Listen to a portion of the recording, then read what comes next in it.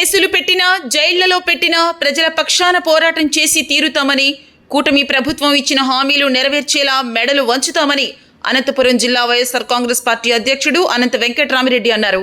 అనంతపురం నగరంలో ఇవాళ వైసీపీ యువజన విభాగం చేపట్టిన యువత పోరు కార్యక్రమం భారీ స్థాయిలో జరిగింది.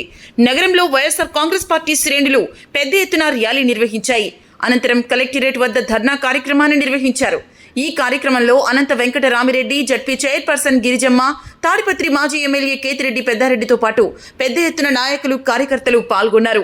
ఈ సందర్భంగా కూటమి ప్రభుత్వం యువతకు ఇచ్చినటువంటి హామీలన్నిటిని నెరవేర్చడం లేదంటూ విరుచుకుపడ్డారు.